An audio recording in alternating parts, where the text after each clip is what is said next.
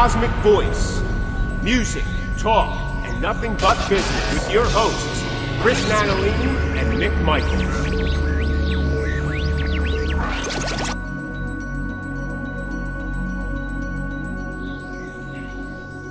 Hello, everyone, and welcome to the Cosmic Voice.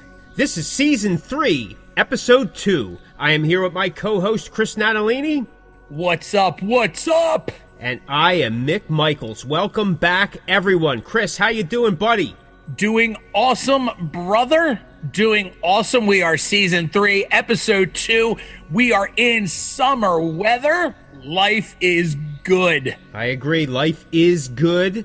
We seem that as a nation, we're starting to get back to our normal. There's been a lot of restrictions lifted, and live is back. Yep, a lot of concerts being booked. You're feeling good, like you're feeling the vibe. It's coming back. Life is coming back as we once knew it. Yeah. So, knew it. Hey, I knew it. Side note. I said it. I said it. Yeah, I said it. So, anyway, life is coming back. Life is good. The sun is shining. And Christmas is coming up in December. So what better things can I say at this point? And we're into Season 3 of the Cosmic Voice. With that said, tonight's topic is, do bands or artists need a manager to be successful, to make it for day-to-day, daily business? Do bands or artists need a manager? What do you think, buddy? Here's my opinion. So when you and I were talking about this, I've been thinking a lot. Now, we're going to... I'm sure we're going to go back and forth about this. My ultimate answer is no, I don't. I think it bands an artist at our level. We can still do things ourselves, especially the one good thing about doing it yourself is, one, you get that feeling of accomplishment when it's done, right? Like when you finally see something, the finished product, that you were a huge part of that. That's number one. Number two, when you're doing your own managing, you're kind of in control, right? Like somebody outside of the band is not in control. You're kind of keeping, and we had said this before on a previous show, probably more than one, you're keeping everything in-house. And, sometimes their outside forces don't always have the band's best interest, or maybe they make a decision thinking that it's best for the band or artist, and it's really not. So I'm a big fan of doing it yourself, getting down there in the nitty gritty and doing all the work. And because you have control, you have final say, you and your band, or you as a single artist, you have final say. Now, obviously, when things start to really break and you get it, at a big level, you're going to need a manager. But right now, in the beginning stages or even through the middle stages, until you get to that part, I don't see, having a manager. I don't think that it's needed. The only thing I will say about not having a manager, the only thing I feel funny about not having one is, and maybe Mick, you can elaborate on this too, is booking shows. Like, I hate to send a booking agent an email that says, hi, my name is Chris and I'm from Seeds of Perdition, and, we're looking, we would like to play this bill, or, that's always kind of weird to me. And that could just be a personal thing. That could be my own headcanon. And, I'm sure it happens more than I think it does, because not every band has a manager. I'm always a little weird about that. I always kind of feel weird doing it that way, being a member of the band and doing it, and not being obviously I'm a member and a spokesperson, but I'm not just a spokesperson / manager to say, hey, I represent this band, and I'm looking for, my band wants to get on this gig, or, do these things, whatever it may be. But for the most part, to answer the question for this week, no, I don't think bands need managers, especially besides the bigger levels. At the middle level, in the beginning, nah, you don't need a manager. Yeah, I agree with you. I'm a proponent of not having a manager. I've never used managers. I've spoken to plenty of them. I've toyed with the idea. I've interviewed managers. I've had people approach me over the years, my bands, even previous bands. And it just never seemed, there was no bang for the buck, in my opinion. My question was, well, what are you going to do for me that I'm not already doing, or the band's not already doing? And if you're going to do what I'm going to do, then I don't really need you, right? And besides that, with a manager, I've seen that with other things, certain promo people, PR people, agencies, advertising or marketing groups, artists. As you've probably already figured out by listening to the show, I like to do a lot of things in-house. And as you I like that sense of accomplishment. I know the band likes that sense of accomplishment.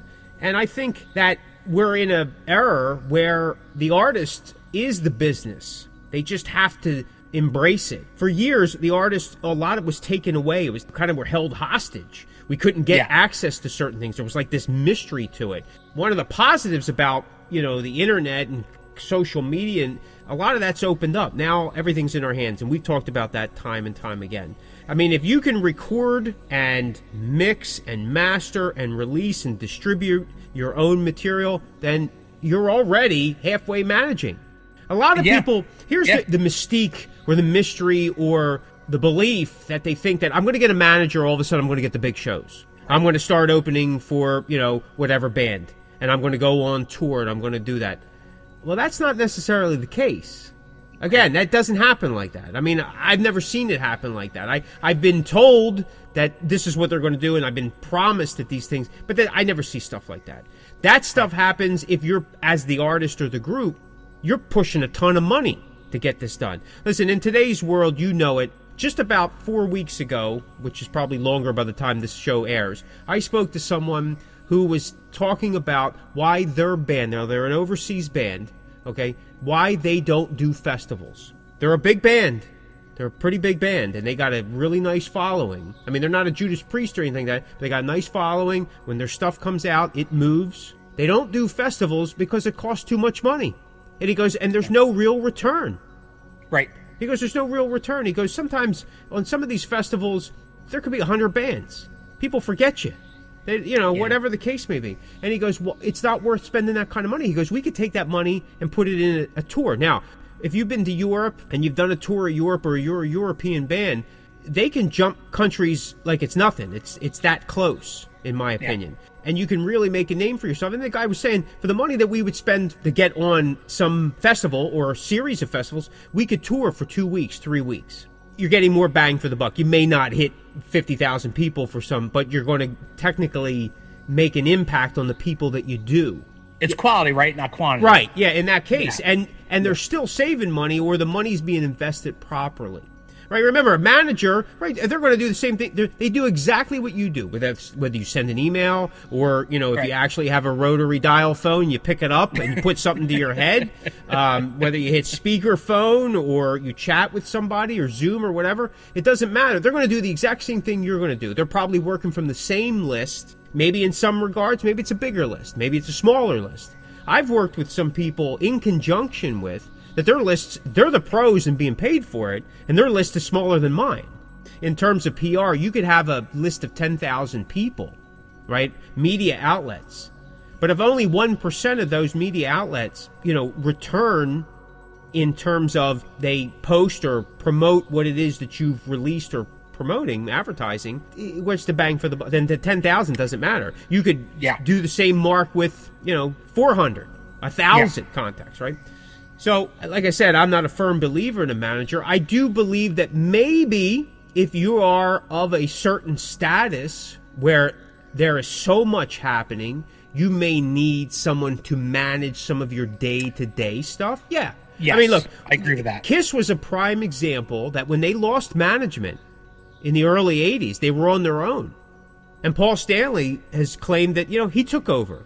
They started making the calls, the booking this and doing that, and and then they got together as time went on. They got together with Doc McGee, but it was kind of in conjunction management.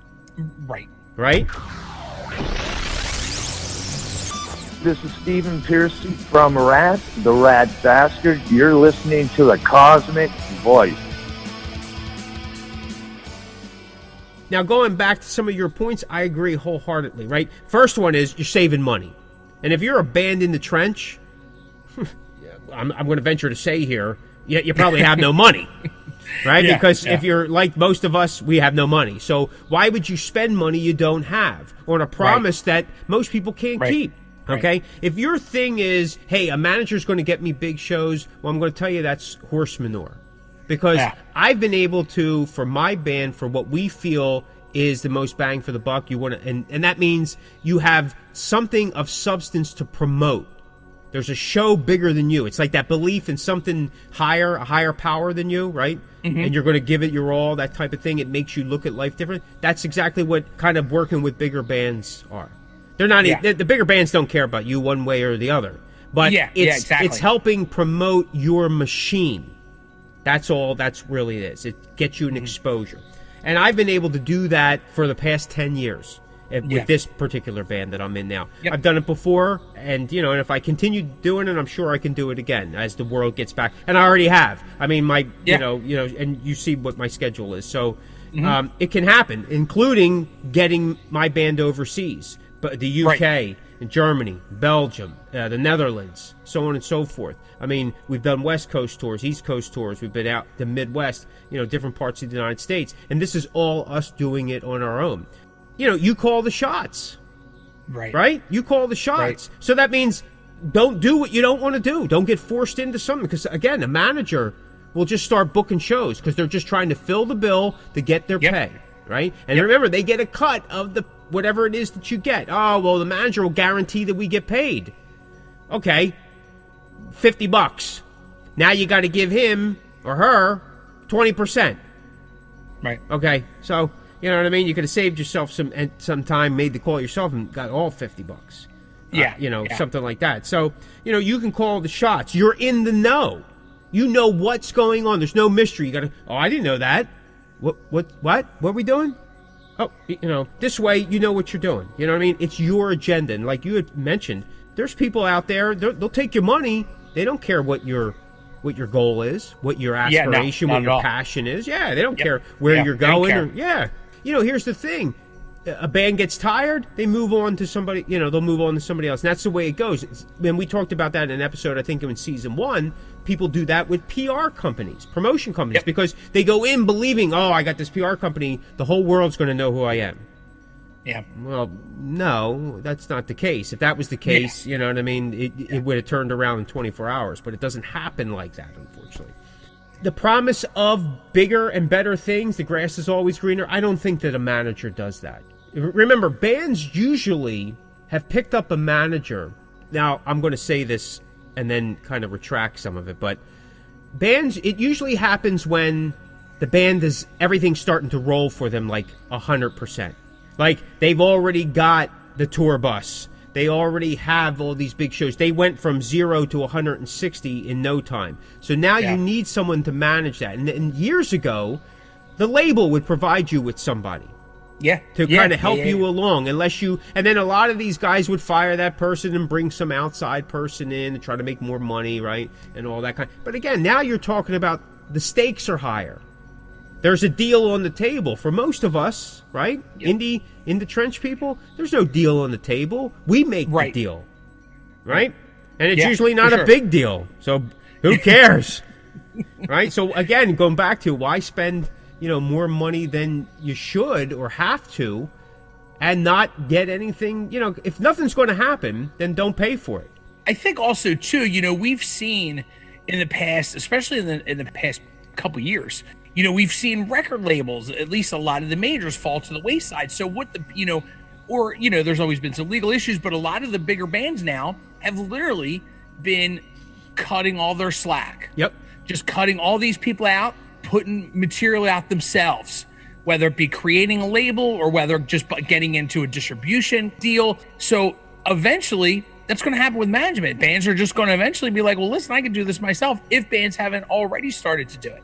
We've seen labels fall to the wayside, at least your bigger ones. Or, we've seen bigger bands cut all the slack, get rid of all the loose ends that they have. They're paying people for stuff that they could probably do themselves. Right. So, you know what I mean? And I think, managers, they may fall to the wayside one day. Again, bands, like, let's just say, you'll see it a lot, like bands like Striper, or Great White, or LA Guns, or one of these other bands that are still kind of creeping around, right? Listen, they still have a name, they still have a brand, they still have a product, they still have an audience. So they're busy bands. They're busier than the normal indie or in the trench band, okay? So, like you said, they've cut slack. They had to, because they're not having the big returns. There's a recent interview with Michael Sweet, and he said, he goes, things aren't like they were. They're just not.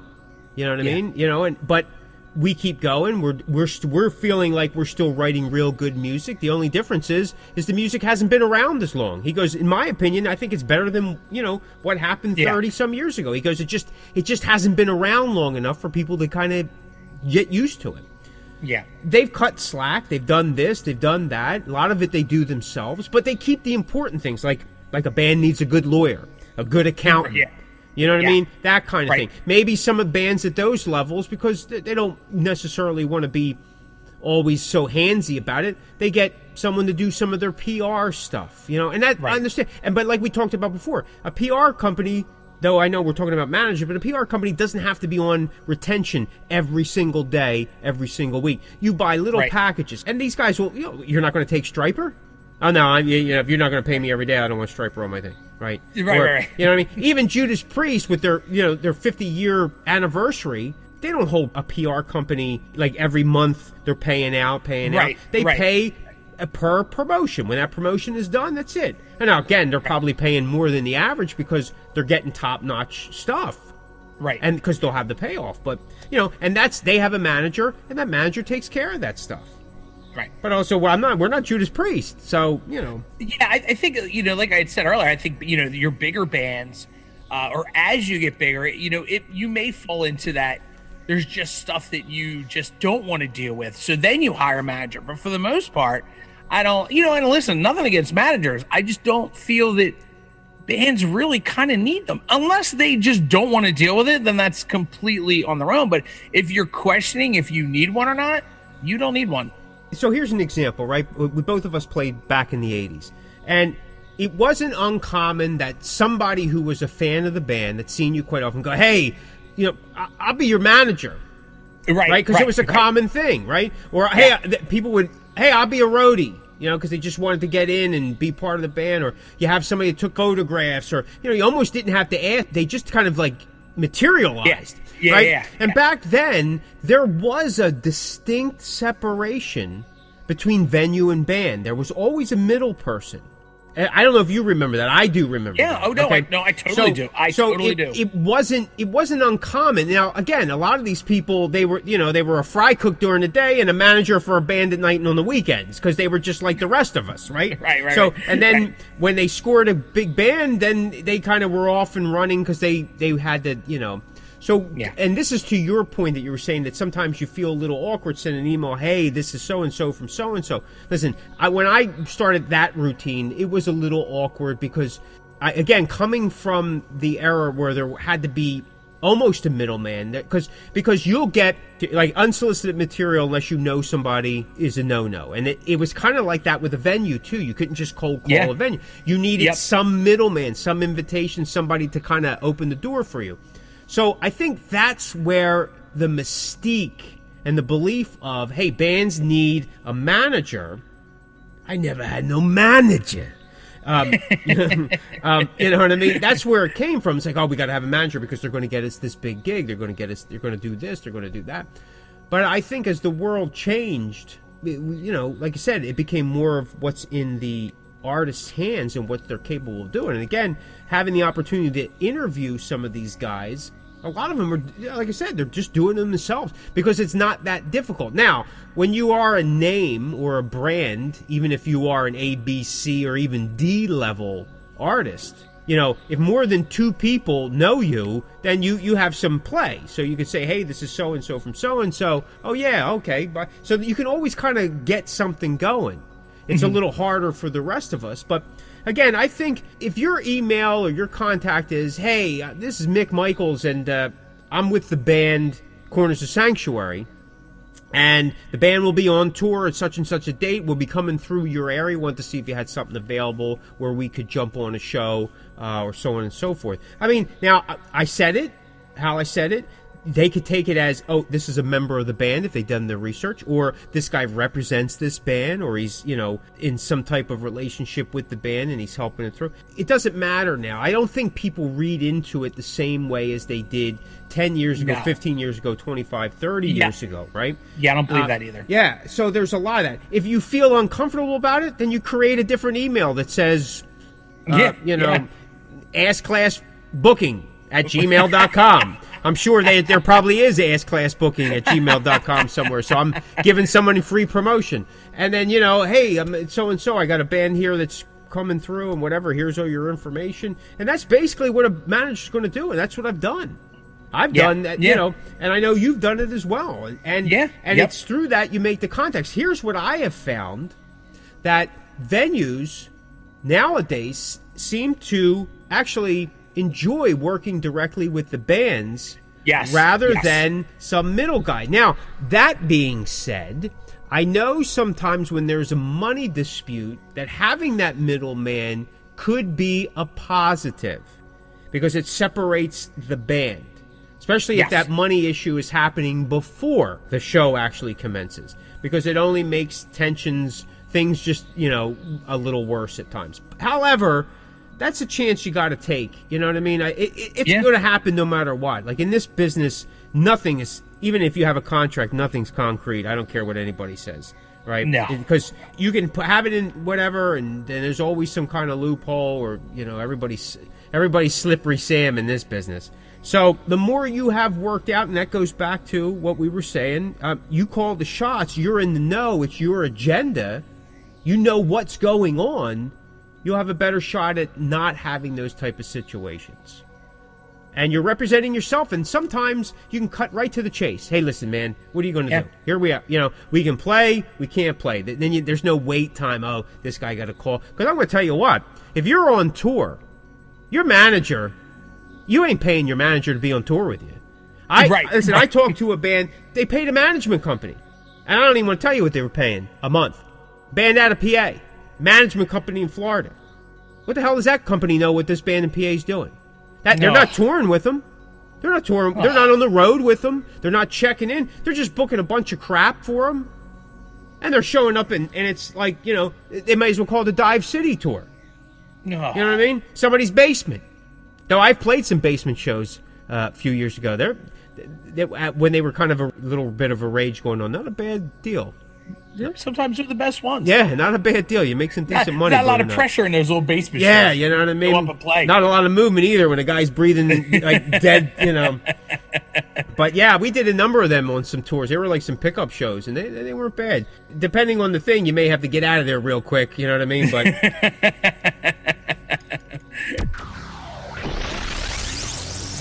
You are listening to The Cosmic Voice with your hosts, Chris Natalini and Mick Michaels.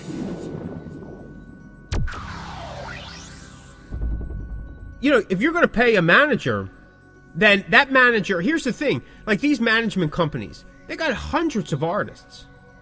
Yeah. Like, how can they give you the personal attention, like they all say, to make your dreams come true? How can they do that with all these different people? If they're not getting to know you, you just, okay, here's a PayPal link, boom, we'll talk to you in a month, here's your show schedule. Yeah.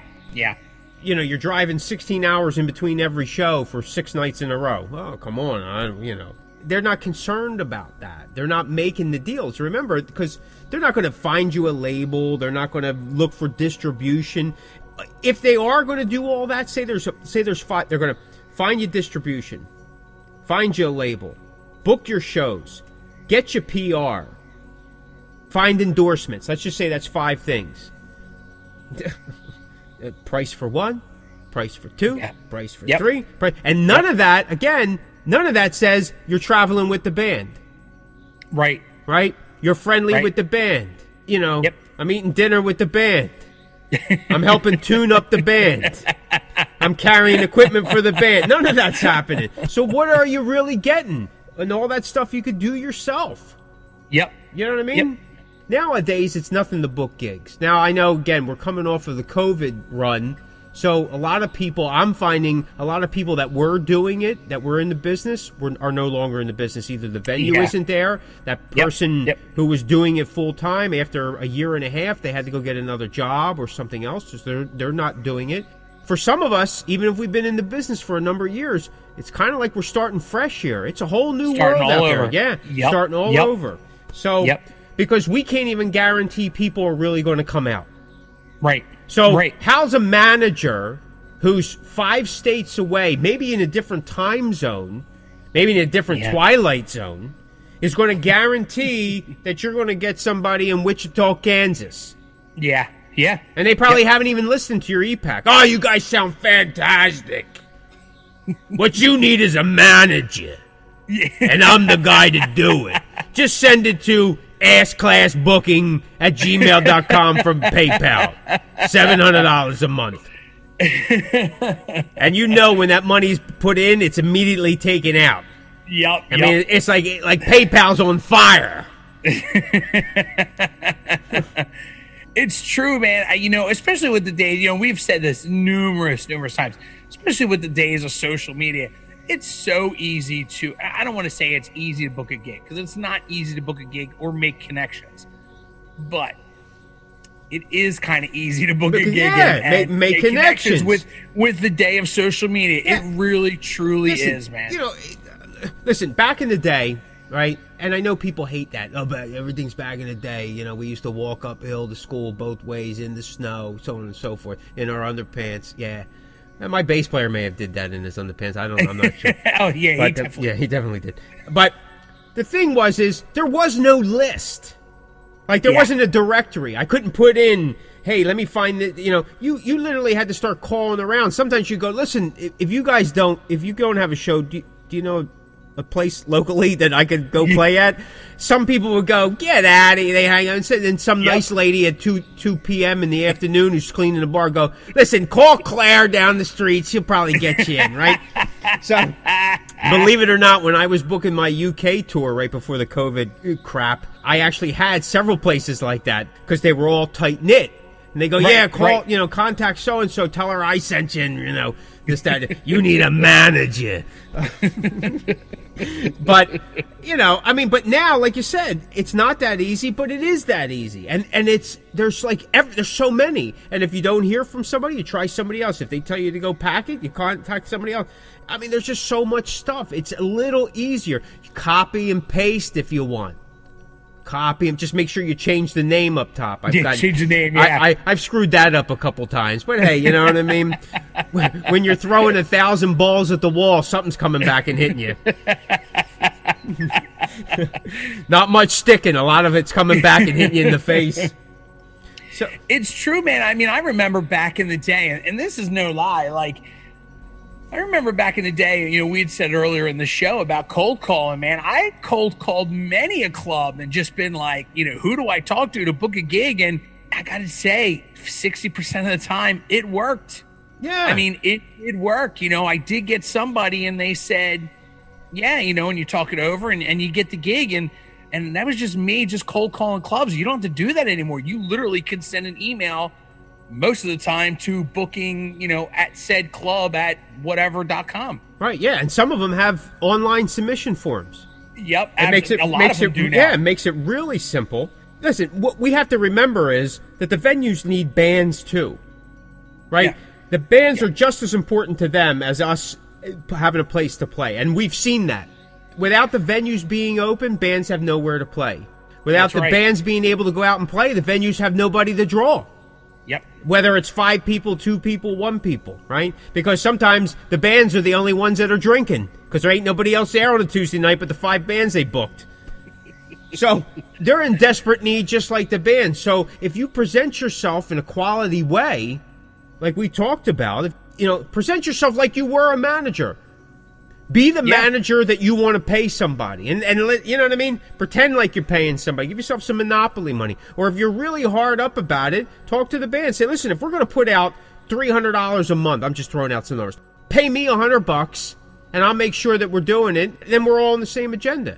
I've been part of bands that You know what I mean? That's a great point. Yep. I mean, again, some bands, they have a hiney ache, a hang of, well, why is he getting paid and I'm not getting paid? Well, maybe this guy's doing something. There's always a point person in the band. There should be. You can't have 5 chiefs.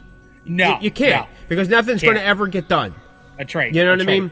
And we've seen that with bands. We've seen that. There's why certain bands haven't gotten back together or why certain bands never released any new material. It's true, man. It's so true because you get 5 guys and you're all walking over each other. Yeah, it doesn't. It doesn't make sense. It doesn't make sense. It's got to be this. It's got to be that. It's got to be this. It doesn't work like that, man. And and unfortunately, someone's got to call the shots.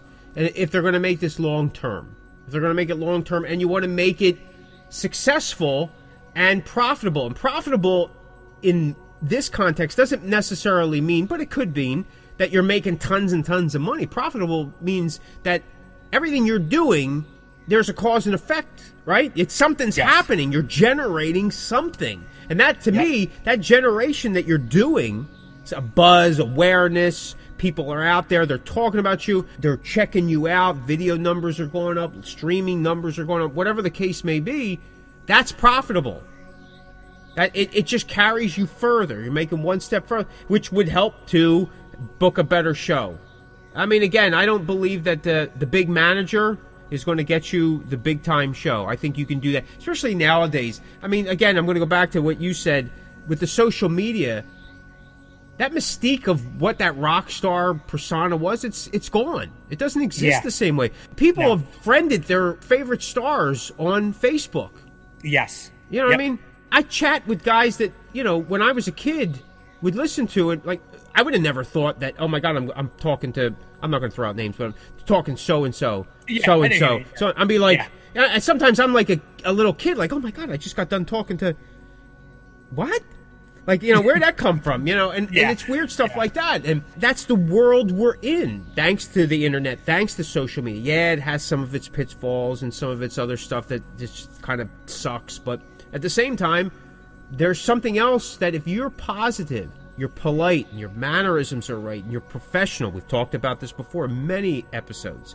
You'll be amazed at what kind of response you get. People will want to work with you, or at least refer you to somebody who could possibly help you. It's all about connections, the power of your connection. And what is that? That's a good manager, right? Any quality, like again, Doc McGee, okay? That Kiss, Bon Jovi, Motley Crue, so on and so forth. The list goes on and on and on and on and on. Yeah, I get, the stories and all that. But the guy was a solid manager. He's still doing it to this day. And he's made tons and tons of money.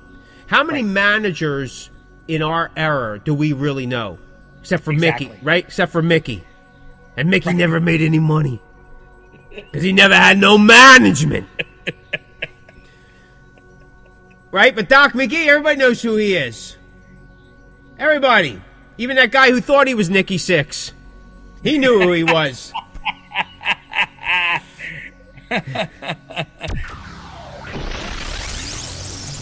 And that's the thing, right? Like, and he must make money. Kiss would not be using him if he wasn't making anything profitable. Right. But at what point does a guy like Doc McGee, like to me, like your manager should always stay kind of, if you have one, should always stay like behind the scenes. Like you don't know who he is. Like you said, everybody knows what about like Paul Bearer? Right. Captain Lou Albano? I mean, you get him out front. But like Doc McGee, like he's almost as big as the bands that he represents. Well, that's true. Well, the guy's been around he's been around. He survived even some of those bands that didn't. I mean, think about it. He's kind of iconic in his own way. Yep. You know what I mean? So I get that. I get that. Listen, I guess at that level you have to be a certain way, otherwise you don't get the deal. Again, Sharon Osbourne, she's known to be a hard ass. Yeah. Right? Yeah. I've known some people that have worked merch booths on the Ozzy tour, the Ozfest thing, and she was brutal to people. Yeah, I'm sure. Brutal to people. Not friendly at all. Yeah, I'm sure. I'm not surprised by that. You know what I mean? But, again, look what she did, look at Ozzy's career. Besides what Ozzy's done to himself, but his career has been pretty well together. He's got a big house. He's got shows. He's got satellite networks and, whatever the case may be. But then how much of that was her? Well, that's what I'm saying. He was the talent, right? But you read their story, she's like, listen, I could do this for you. Because nobody wanted him. Right. She took a chance, She's right? savvy. And, and she wanted to kind of stick it up her father's, hey, look at what I can do. And I get that, you know what I mean? Yeah, for Hell sure. hath no fury, like a bat's head being ripped off. But listen, here's the thing. They're 1 in a million, not 1 in a million, you know what I mean? But that's at 1% of people. Yes. Right?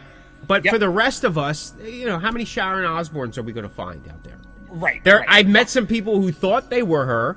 Yeah, me too. I mean, I even had people come to me and go, "Yeah, she thinks she's so and so," or they think they think that they're this, because they're trying to create that persona, but it doesn't work the same way, right? Because it's not going to work for everybody. You got to find what works for you, and I think at the end of the day, being professional as much as you can, know exactly what you want, know exactly what kind of band or artist you are, and don't settle for less.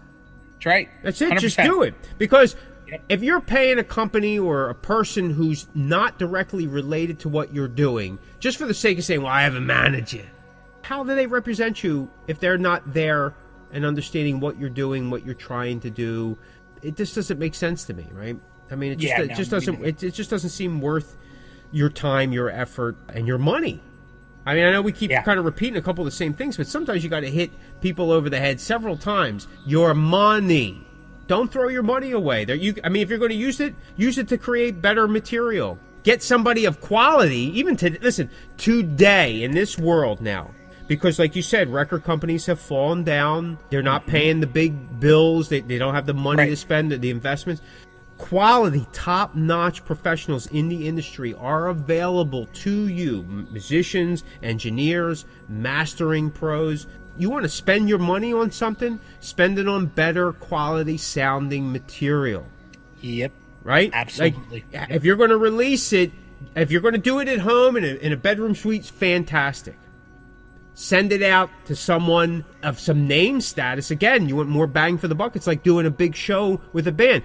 It's the same thing. Spend your money where it counts and where you're going to get the longevity. And the longevity in this business, and we talked about it before, is the music you put out. Because more people will hear you than ever see you at a show. Mm-hmm. So, that's my opinion. To hell with the managers. I'm sure we're going to get a lot of hate mail for that. Please send it directly to... Ask Clown Booking. AskClownBooking at gmail.com. That poor bastard's probably going to get so much... I'm going to just assume it's a guy. He's going to get so much mail over the course of the next couple of weeks. I hope you enjoy it. Hey, if you like this show, check out some of our other episodes. We have a Season 1, Season 2, plus we have some other content. We have Cosmo's Top of the Heap list. We have Cosmuck and Junk. You can get everything you need by stepping into the Cosmickverse at www.thecosmickvoice.com. Thanks so much for listening. This is the Cosmic Voice. Be sure to check us out at thecosmickvoice.com.